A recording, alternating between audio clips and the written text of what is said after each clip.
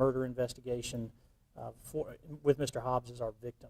So that investigation never stopped from 8:49 p.m. until roughly 6:45, 7 p.m. yesterday afternoon when the suspect was taken into custody. The suspect in this case is 22-year-old Galicio Ritchie. He goes by the name of Gio, and he is an Indian Trail resident. So he was taken into custody yesterday afternoon, and I think it's important to note that that was less than 22 hours after the initial 911 call was received. So it was a very quick turnaround. Once again, it's also important to note that our detectives never went home. Our crime scene investigators, our deputies, they stayed dedicated to this. Our North Carolina State Bureau of Investigation agents stayed dedicated to this until they had identified a suspect and taken him into custody. This investigation is ongoing. As always, our thoughts and prayers are with the family of the deceased in this case. This young man's life was taken way too soon. Life was cut short. It's tragic loss of life. And we're thankful that they've placed their trust in us to conduct this investigation. And, like I said, our thoughts and prayers continue to be with them. This investigation will be ongoing for some time. We're continuing to ask the community if they have any resources, any information, to please contact us immediately. And just so I know you mentioned before, but so we can have it on record, any update you can give on the motive? Yeah, so at this point in time, we're still trying to determine the motive. We do know that the victim and the suspect did know each other. As far as the level of that interaction, just a random attack. The suspect involved, Mr. Ritchie, he entered the Taco Bell that night. He passed by several other people and specifically sought out and shot and killed Mr. Hobbs. So there's no question that this was a targeted assault, targeted attack on Mr. Hobbs. As soon as he fired the shots killing Mr. Hobbs, he left the restaurant, didn't harm anybody else. He fled in a vehicle. And I also think it's important to note that our investigators didn't get any tips in this case. No one from the community called and told them a name.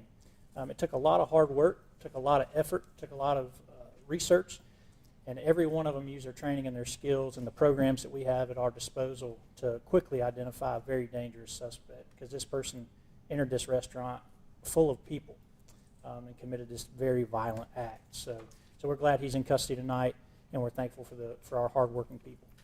Is there any details you can give on the investigation? Obviously, like you mentioned, a lot of hard work, a lot of tactics. Anything you could tell us about going from having someone walk in, and I'm sure not many details, to making an arrest less than 22 hours later? Yeah, so I think one of the things, that's a great question. I think one of the things that we would like to say thanks and to really highlight is we had some great witnesses on scene.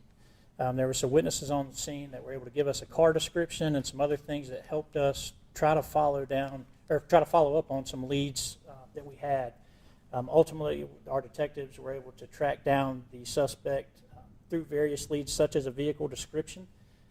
They used our informational databases here in the sheriff's office, our license plate readers. There's several methods of technology, which we've highlighted in the past, our use of these things. And it once again just shows that when we have the community support, we have the financial support of our local leaders, that these kind of successful investigations can happen. This is only the second homicide in the Union County Sheriff's Office's primary response jurisdiction in 2025, which is extremely low. And both of these cases were solved in less than 24 hours.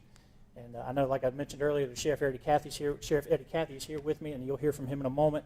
I'd also like to thank our elected district attorney, Trey Robinson, behind you. He's also here, and the partnership with the district attorney's office is another thing that helps us stay extremely successful in our investigations, apprehension, and accountability of offenders.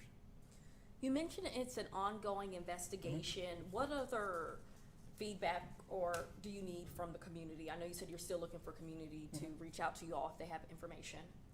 Sure. So I think the question that everybody wants to know now is why.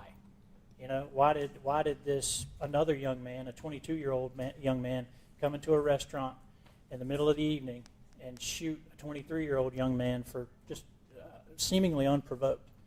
I think the question is why. So that's what we're going to dig into now, is to see what would make him make this decision. Why would he tragically take the life of another human being in such a brazen act of violence? I think that's the question we have to answer now. We want to shore up the current leads that we have And because ultimately the arrest has been made, but the offender has not been convicted in court. So we have to take this to court. We have to make sure that he's held accountable there, and that's once again through our partnership with the DA's office and through an additional extensive amount of investigative work.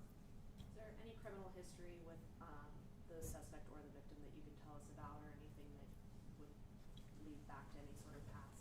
So I actually haven't looked at the suspect's criminal history, so I'm not sure if he's been involved or not. That's something that I can look into and try to get back with you.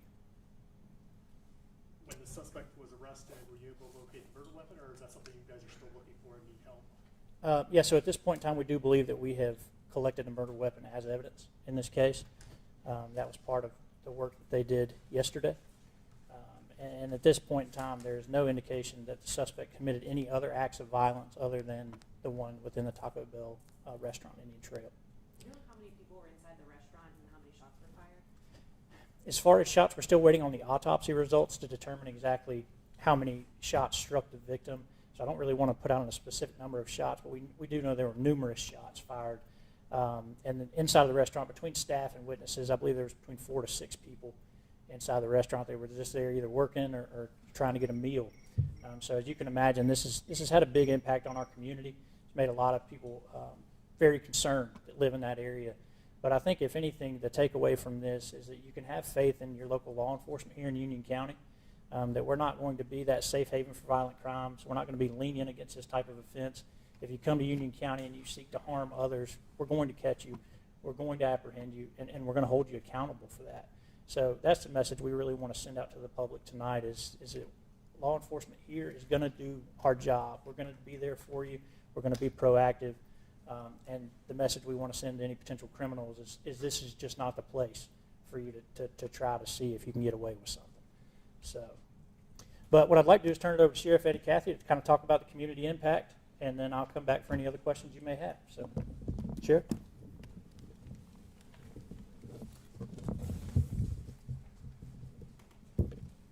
I really don't have much that James didn't cover. You know, I can't tell you how proud I am of these detectives that worked tirelessly, never went home, determined to solve this crime, together with all the tools that were available to them, and we have a lot of that. Our county has supplied us with the tools that we feel are necessary to solve crimes. I find it amazing. You know, you walk into a Taco Bell and you start with a dead body on the floor and you have nowhere to go. So you start gathering evidence, start gathering witness statements. It's pretty shocking because when I was talking with them, it was, we don't have anything. We don't have anything. We don't, nobody knows. And then it just goes and goes and goes, and then it goes to an arrest. Involved a lot of people, the SBI, the district attorney's office. You know, it's a team effort. This is Union County. We believe that we need to enforce the laws, we need to arrest them, we need to solve the crime.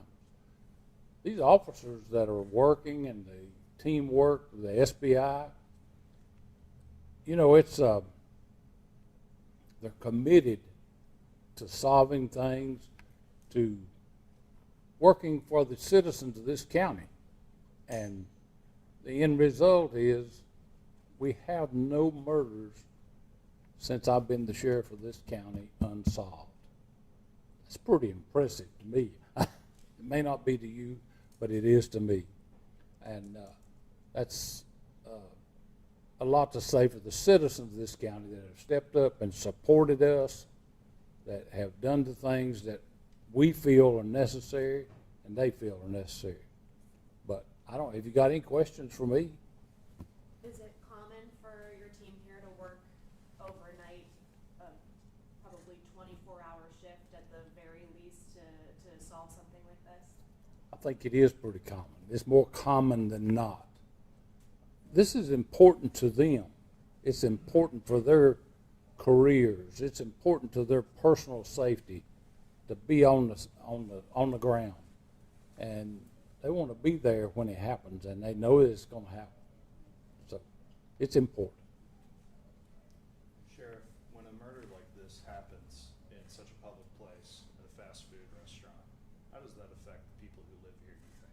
And what would you want to say? Well, I think it's a shock to the community. It's a shock to certainly the business, but it's also, it concerns the people that live here because they frequent that establishment all the time. And I think it scares people to say, you know, I was just in that Taco Bell yesterday. I could have been there tonight. And it's a shock to the community. But I think that this will end that shock. This arrest will stop that shock. And that we'll go back to being Union County.